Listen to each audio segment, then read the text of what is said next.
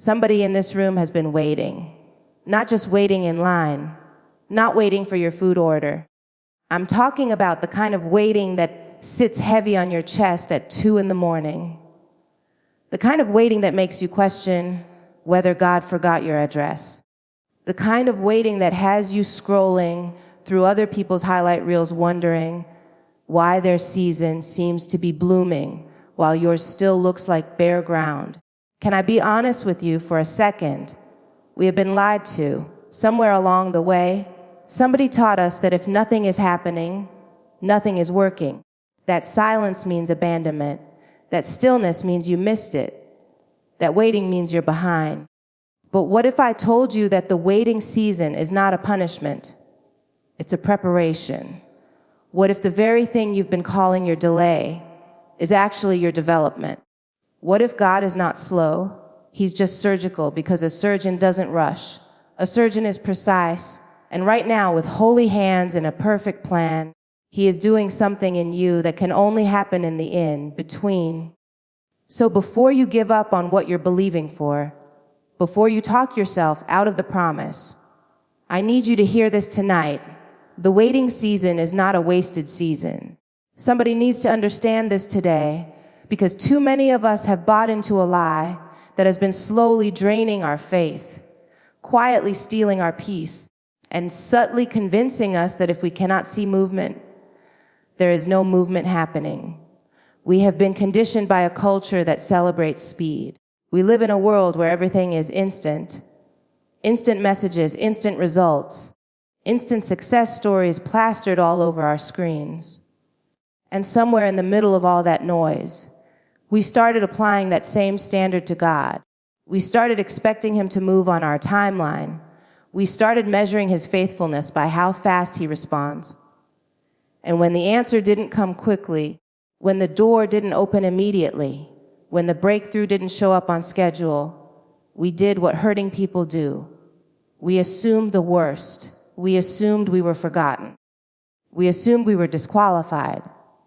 We assumed that the waiting meant something was wrong with us. But can I tell you something that took me a long time to learn? Waiting is not the absence of God's activity. Waiting is actually where some of his most intentional activity takes place. Just because you cannot see what is happening does not mean nothing is happening. Just because it is quiet does not mean it is empty. There is a difference between a season that looks dormant and a season that actually is dormant. And most of the time, what looks like nothing from the outside is everything on the inside. Think about a seed. When a farmer plants a seed in the ground, there is a period, sometimes days, sometimes weeks, where if you look at that ground, you see absolutely nothing. No sprout, no color, no sign of life. And if you didn't understand the process, you would walk away and say nothing is growing here. But underneath that surface, underneath what the eye can see, that seed is doing the most critical work of its entire existence. It is breaking open. It is pushing roots down into the soil. It is drawing nutrients and building the foundation that will eventually hold the weight of everything it is meant to become. The growth is real. The work is real. You just cannot see it yet. And that is exactly what God does in a waiting season. He works underneath the surface. He works in the places you cannot post about, in the places nobody can applaud, in the places that don't make for a good testimony yet, because the story isn't finished.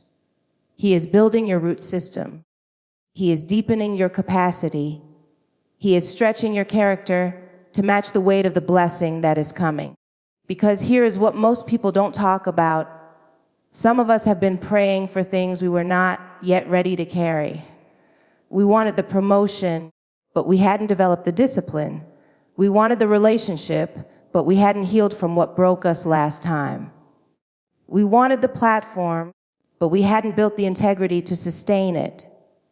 And a loving God, a God who actually knows the end from the beginning, a God who sees not just where you are, but where you are going, that God will not release what you ask for before you are ready to receive it without it destroying you. So the waiting is not rejection. The waiting is protection. The waiting is redirection. The waiting is the very thing standing between you and a blessing that would have overwhelmed you before your roots were deep enough to hold it. I want you to think about some of the greatest figures whose stories we celebrate. Joseph didn't go from the pit to the palace overnight. There were years of slavery, years of false accusation, years of a prison cell, between the dream and the fulfillment of the dream. But every single one of those years was building something in Joseph that the palace required. The betrayal taught him how to forgive. The slavery taught him how to serve with excellence, even when nobody was watching. The prison taught him how to stay faithful in a place that didn't match his potential. By the time Pharaoh called his name, Joseph wasn't just ready for the position, he was formed for it. The waiting wasn't wasted time. It was the curriculum. And that's what I need you to shift in your mind today. Stop seeing your waiting season as a waiting room where you are just sitting, doing nothing, killing time until your name gets called. Start seeing it as a classroom. Start seeing it as a workshop. Start seeing it as the very place where God is doing the deep, necessary, unglamorous work of making you into the person who can walk into what he has promised without falling apart under the weight of it. Because the truth is, many of us have been so focused on what we are waiting for that we have completely missed what we are supposed to be doing while we wait. Waiting was never meant to be passive. Biblical waiting is active. It is the posture of someone who fully believes what they are expecting is coming, so they are preparing for its arrival. You don't wait for a guest to arrive and then scramble to clean your house after they knock on the door. You prepare before they get there because you believe they are coming. That is the posture God is calling you to right now. Not anxious waiting, not bitter waiting. Not the kind of waiting where you are constantly checking the clock and questioning whether any of this is real. He is calling you into intentional, expectant, faith-filled waiting. The kind of waiting that says, I don't see it yet, but I know it's coming. The kind of waiting that keeps showing up, keeps being faithful, keeps doing the work, keeps growing in the secret place. Because you understand that what is being built right now is the very foundation that your future is going to stand on. There is something about darkness that we have never been taught to appreciate. From the time we were children, we were taught to be afraid of the dark. We were taught that darkness meant danger, that darkness meant uncertainty, that darkness was something to run from, something to fight against, something to fill as quickly as possible with any kind of light just so we wouldn't have to sit in it. And so we grew up with this deeply embedded belief that dark seasons are bad seasons, that when life goes dim, when the visibility drops, when we can no longer see what is ahead of us, something has gone terribly wrong. But what if that belief has been costing us something? What if our fear of the dark has been causing us to rush out of the very seasons where God is doing his most transformative work? Because here is what nobody tells you about darkness. Darkness is not the enemy of growth. In many cases, darkness is the environment that growth requires. Think about that for a moment. Think about where life begins. A baby is not formed in the open air. A baby is formed in the hidden, dark, enclosed space of a womb. And it is precisely because of that darkness, precisely because of that hiddenness, precisely because nothing can interfere with what is being knit together in secret, that a fully formed human being emerges. The darkness was not a threat to the life. The darkness was the protection of the life. It was the very condition that made the development possible. And God has been trying to teach us this principle for centuries because it shows up everywhere in his creation. A seed does not germinate in the light. It germinates underground in the dark soil where no one can see it and nothing can disturb it. A caterpillar does not transform in the open. It wraps itself in a cocoon, disappears from view, and in that hidden, dark, seemingly inactive place, everything about it changes. What goes in as one thing comes out as something completely different. The darkness was not the end of the story. The darkness was the middle of the story.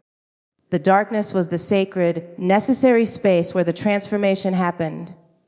So when God takes you through a dark season, when the lights go low in your life, when things get quiet and hidden, and you feel like you have disappeared from the story, I need you to resist the urge to interpret that as abandonment, because the enemy wants you to believe that darkness means God has left the building.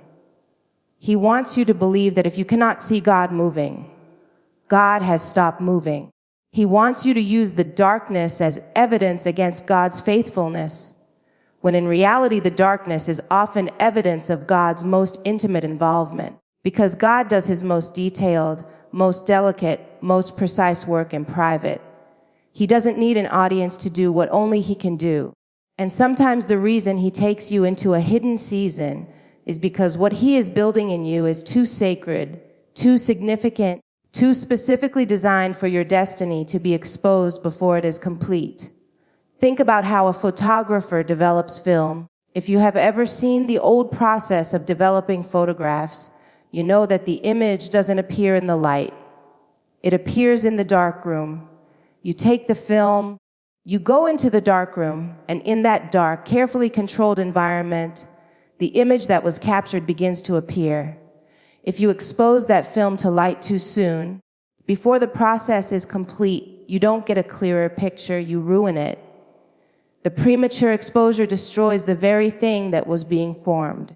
And I wonder how many times we have rushed to expose ourselves, rushed to announce what God was doing, rushed to step into what we believed was ready, only to find that we pulled it out of the darkroom too soon. It wasn't that the image wasn't there. It wasn't that God hadn't captured something beautiful. It was that the development process wasn't finished yet. And that is exactly what God is saying to some of you right now. He is saying, I haven't forgotten you. I haven't abandoned the promise. I haven't changed my mind about what I said I was going to do in your life. I am developing you. I am developing the image of who you are called to be. I am developing the character, the wisdom, the capacity, the resilience that what I have prepared for you is going to demand. And I need you to trust me enough to stay in the dark room until the process is complete. Because what I am building in you in this hidden season is going to shine in ways that will leave people speechless. But only if you don't pull it out prematurely. I think about David, a young shepherd boy anointed to be king, who then spent years in the wilderness, years running from Saul, years living in caves and hiding in the dark corners of a nation that didn't yet know who he was. From the outside, it looked like the promise had died. It looked like the anointing was a mistake. It looked like the word that was spoken over his life had no path to fulfillment. But every single day in that wilderness, God was building something in David that the throne required. The caves taught him how to worship when there was no reason to celebrate. The running taught him how to trust when he had no control. The darkness taught him that God's presence was not limited to the comfortable, well-lit places of life. And by the time David sat on the throne, the man who sat there was not the boy who was anointed in his father's field. He had been formed in the dark. He had been shaped in the hidden places. And what was built in the darkness is exactly what made his rain shine. So I need you to change the way you see your dark seasons. Stop calling them your worst seasons and start recognizing them as your most formative seasons. Stop praying only for God to remove the darkness and start asking him what he is building in it. Stop measuring the value of a season only by how visible it is, because some of the most valuable work God will ever do in your life will happen in the places where nobody is watching, nobody is applauding, and you cannot even fully see it yourself. There is a sequence to everything God does. And I need you to sit with that for a moment, because if you really grab hold of this truth, it will completely reframe the way you see your life right now. There is a sequence. There is an order. There is a process that God has built into the very fabric of how he operates. And that process is not random. It is not careless. And it is certainly not slow because he forgot about you. It is slow because he is thorough. It is intentional because he is precise.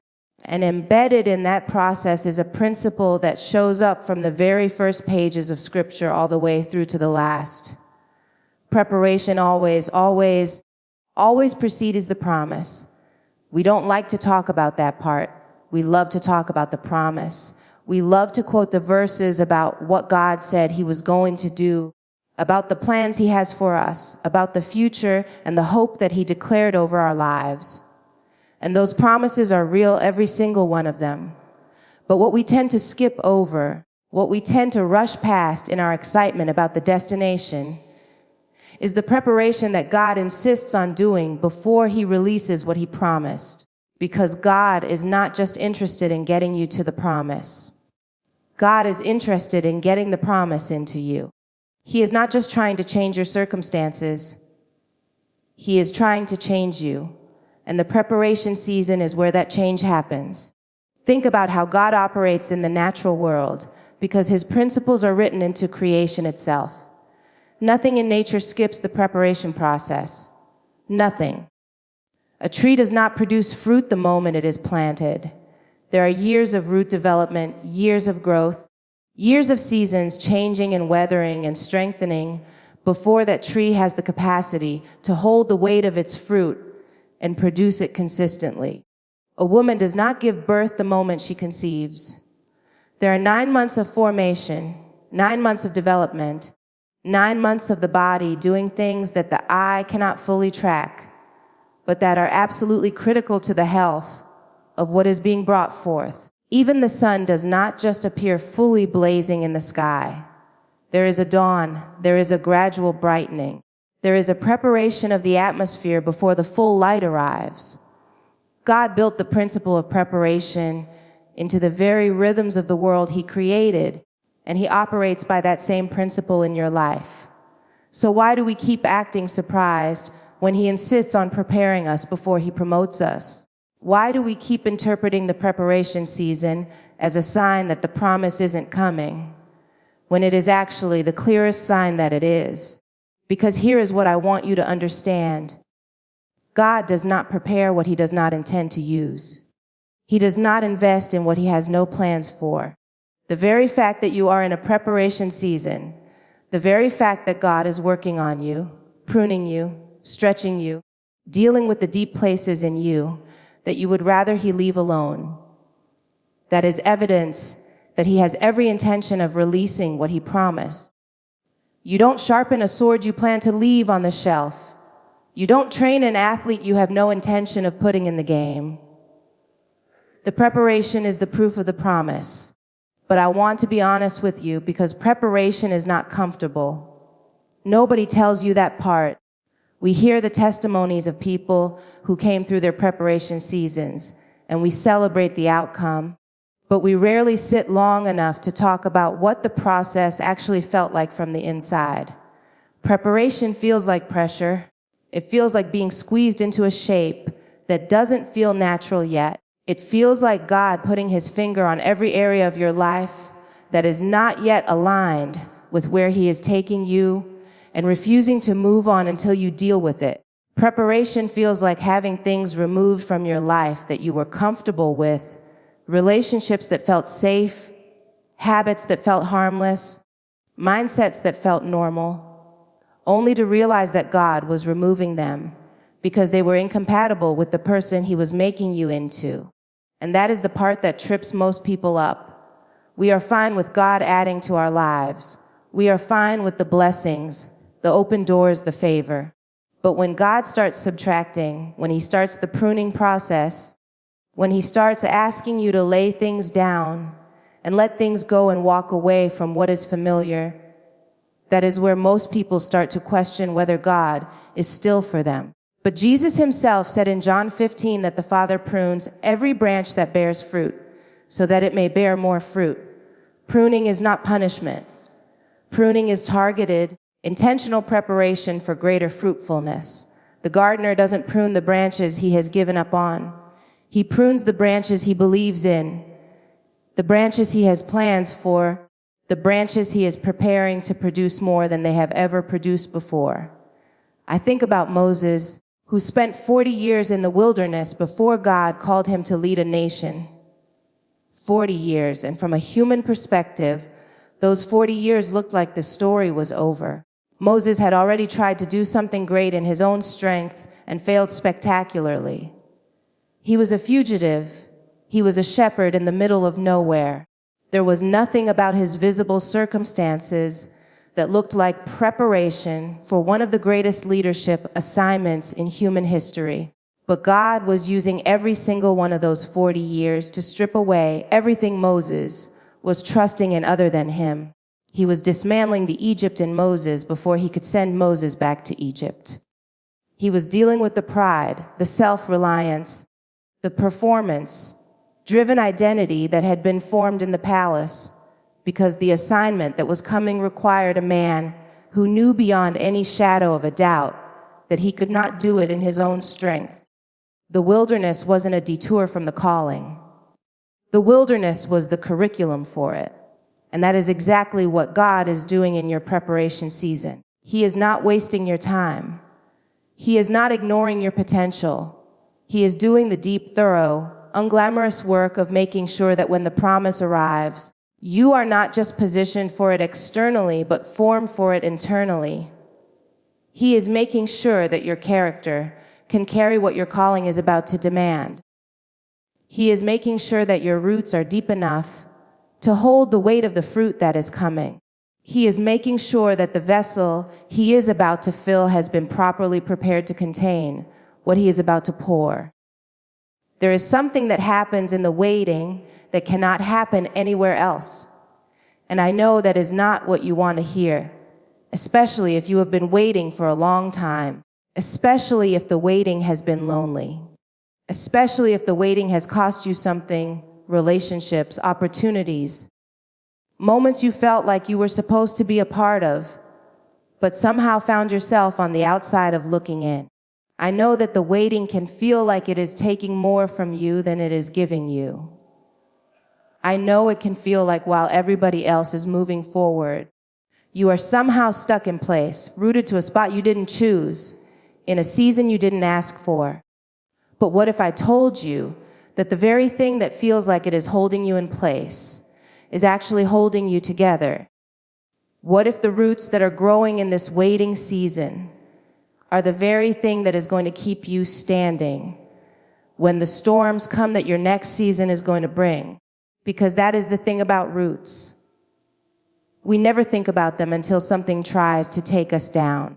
We never appreciate what is happening underground until the wind comes and we realize that we are still standing when everything around us has been leveled. Roots are invisible. Roots are unglamorous. Nobody takes pictures of roots. Nobody celebrates roots. Nobody posts about their root growth on social media.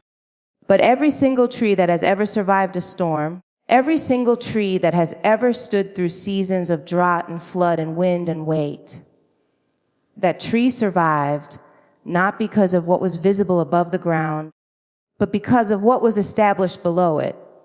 The deeper the roots, the stronger the tree. And the stronger the tree, the more it can carry, the more weight it can hold, the more fruit it can produce, the more shade it can offer to everyone who comes and sits beneath it. And God is growing your roots right now. In this waiting season, in this quiet, hidden, uncomfortable season that you have been desperately trying to rush through or pray your way out of, God is doing the most critical underground work of your entire journey. He is pushing your roots deeper into His Word. He is anchoring you more firmly in His character. He is establishing in you a foundation of faith that is not based on what you can see or feel or touch, but on who He has proven Himself to be. And that kind of faith, that deep-rooted, weathered, tested, tried faith, that is not something you can develop in the comfortable seasons. That is not something that grows in the easy. Everything is going right. The blessings are flowing seasons. That kind of faith only grows in the waiting.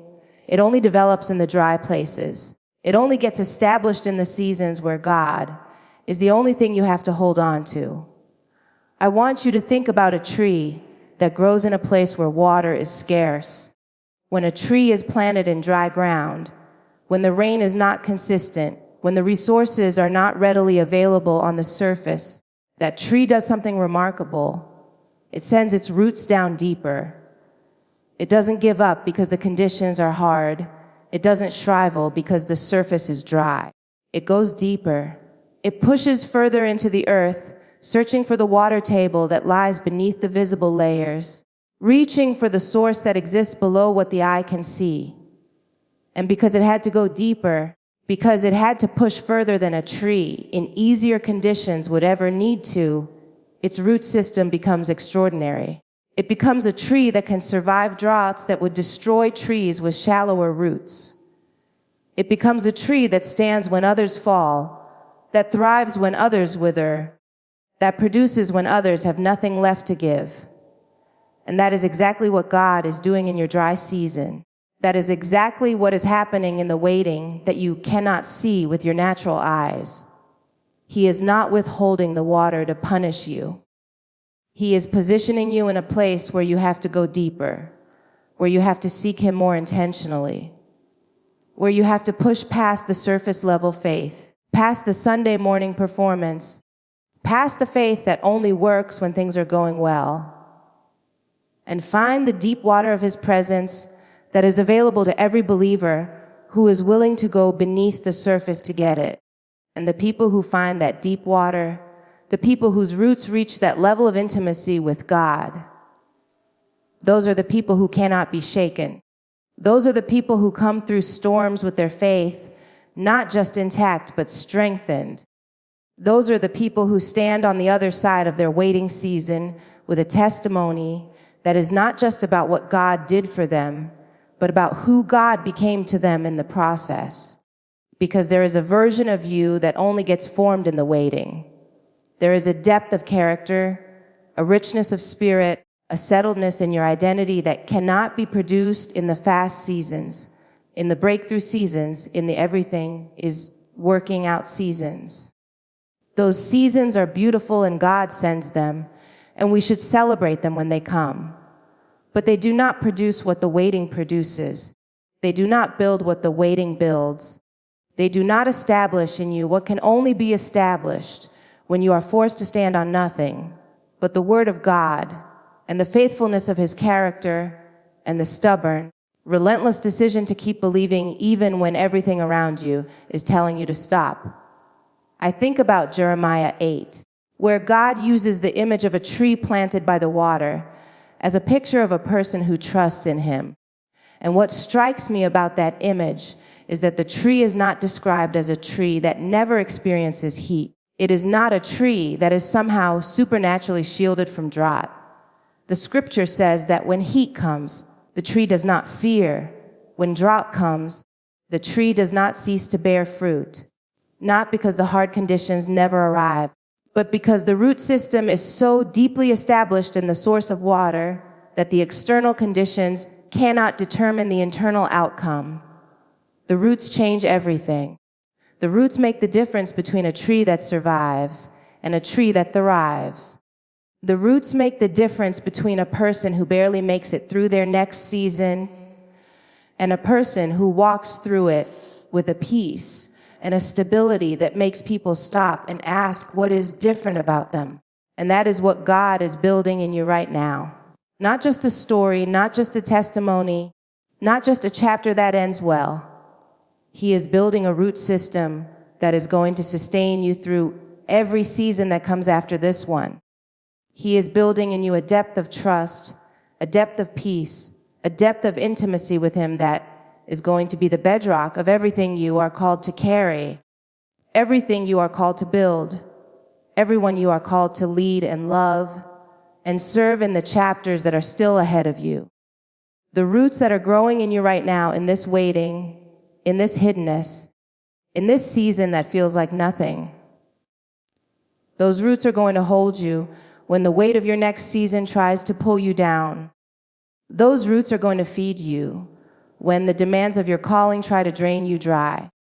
Those roots are going to keep you grounded when the success of what God is about to do in your life tries to lift you higher than your character can sustain. We have a problem with stillness, And I don't just mean as individuals, I mean as a generation, as a culture, as a people who have been so thoroughly shaped by the pace of the world around us that we have lost the ability to be still without feeling guilty about it. We have been conditioned to measure our worth by our output. We have been trained to evaluate our progress by our productivity. We have been taught, sometimes explicitly and sometimes just by the relentless example of everything around us, that if you are not moving, you are falling behind. If you are not producing, you are wasting time. If you are not visibly, measurably, publicly doing something, then you are somehow less than, somehow stuck, somehow failing at the assignment of your own life.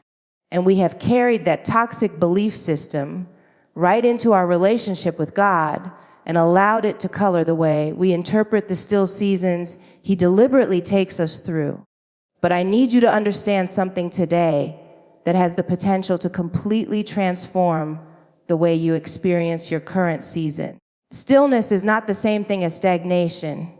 They look the same from the outside. They can feel the same from the inside, especially when the culture around you is screaming that you should be doing more, moving faster, producing something visible, showing some kind of evidence that your life is going somewhere. But stillness and stagnation are not the same thing. They do not produce the same thing, and they do not come from the same source. Stagnation is what happens when something has stopped growing because it has become disconnected from its source of life. Stagnation is death wearing the costume of pause. But stillness, the kind of stillness that God calls you into, the kind of stillness that is wrapped in His presence and directed by His purpose, that is not death, that is formation. That is the sacred, intentional, deeply productive work of becoming. Think about the moment before creation. In Genesis 1, before God spoke a single word, before light existed, before land appeared, before any living thing drew breath, the scripture says the earth was without form and void, and darkness was upon the face of the deep, and the Spirit of God moved upon the face of the waters. There was stillness. There was what looked, from any observable standpoint, like absolutely nothing. No activity, no visible progress, no measurable output. And yet the Spirit of God was present and moving in that stillness. And from that stillness, God spoke, and everything that exists came into being. The stillness was not empty. The stillness was pregnant. The stillness was the sacred space that held within it every single thing that was about to be brought forth. And I believe with everything in me that the still seasons in your life are operating by that same principle. What looks like nothing is actually full.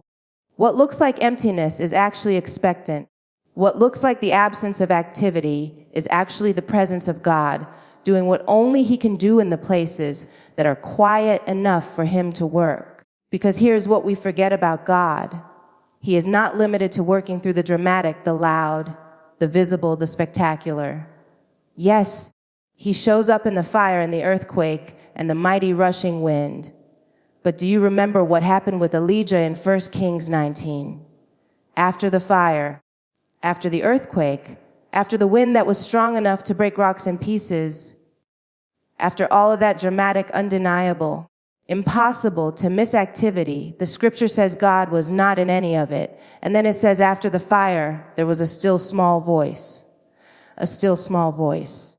The most significant communication Elijah received from God in that entire encounter did not come through the spectacular. It came through the stillness. It came through the quiet. It came in the moment when everything loud had passed and there was nothing left but the gentle, intimate, unhurried voice of a God who had been waiting for the noise to stop so He could finally be heard. And I wonder how much God has been trying to say to you that you have not been able to hear because you have been so busy trying to manufacture movement that you never stopped long enough to receive direction. I wonder how many instructions have been waiting for you in the stillness that you keep running past because you are too uncomfortable with the quiet to stay in it long enough to hear what is there. I wonder how many times God has been saying, be still and know that I am God. and you have responded by pulling out your phone, filling your schedule, surrounding yourself with noise and activity and distraction, anything to avoid the stillness that actually holds the answer you have been desperately searching for everywhere else. Because stillness requires trust. That is really what this comes down to. Stillness is an act of faith. It is the declaration that I do not have to generate my own momentum because I believe that God is moving on my behalf, even when I cannot see it. It is the posture that says I do not have to force open every door because I trust that the right doors will open at the right time. It is the audacious, countercultural, deeply spiritual decision to stop striving and start surrendering. Not because you have given up on the promise, but because you have given over the timeline to the one who holds it. And that kind of surrender, that kind of trust-filled, faith-saturated stillness, that is not weakness. That is one of the most powerful postures a believer can ever occupy. I think about Mary, the mother of Jesus, in the moment after the angel delivered the most impossible, life-altering, world-changing announcement that any human being has ever received. And her response was not to immediately run and tell everyone, not to start planning and strategizing and making things happen in her own strength. Her response was a quiet, settled, deeply trusting, "Be it unto me according to thy word." There was a stillness in that response. There was a formation happening in that stillness. She was carrying something that the world could not yet see, something that had not yet made itself visible, something that was growing in the hidden place of her body before it would be revealed to the world. And she did not let the pressure of what she was carrying rush her out of the stillness. She sat in the mystery. She trusted the process. She allowed what was being formed in her to be formed completely before it was brought forth. And that is the invitation that God is extending to you in this season. Not to strive, not to force, not to manufacture, not to perform your way into what he has already promised. The invitation is to be still, to trust that what he has spoken over your life is being formed even now in the hidden places, to believe that the stillness is not a sign that he has forgotten you, but a sign that he is so intentionally, so carefully, so lovingly at work in you that he needs you to stop long enough to let him finish what he started. Formation cannot be rushed. What God is building in the stillness of this season is too important, too significant, too carefully crafted to be hurried by your impatience or dismantled by your doubt. So I need you to leave this place today with a different relationship with your waiting season. I need you to walk out of here and look at your life through new eyes, because everything we have talked about today has been leading to this one moment, this one decision, this one shift in perspective that has the power to change everything. Not your circumstances, not your timeline, not the thing you've been believing God for, but you, the way you see it, the way you carry it, the way you walk through it. You came in here maybe feeling forgotten, maybe feeling behind, maybe feeling like everybody else got the memo about their destiny and somehow yours got lost in the mail. Maybe you have been dragging the weight of a waiting season that has gone on longer than you planned, longer than you prayed, longer than you thought you could survive. And I want you to know, I see you. God sees you, and he has not forgotten a single word he spoke over your life. The waiting is not a punishment. The darkness is not abandonment. The preparation is not rejection. The roots are not weakness. The stillness is not stagnation. Every single thing that has felt like it was working against you has actually been working for you. Every season you tried to rush through, every moment you begged God to skip, every quiet, hidden, unglamorous chapter of your story that you would have deleted if you could, God was writing something in every single one of those pages that the next chapter of your life cannot be told without. Your waiting season is not a wasted season. It never was, it never will be. Because a God who numbers the hairs on your head does not waste a single day of your story. A God who knew you before you were formed in your mother's womb does not accidentally leave you in a season longer than necessary. A God who works all things together for good does not have a category called wasted. He recycles everything. He redeems everything. He repurposes everything. And what you have been calling your wasted years, He has been calling your foundation. So I dare you to trust Him in the waiting.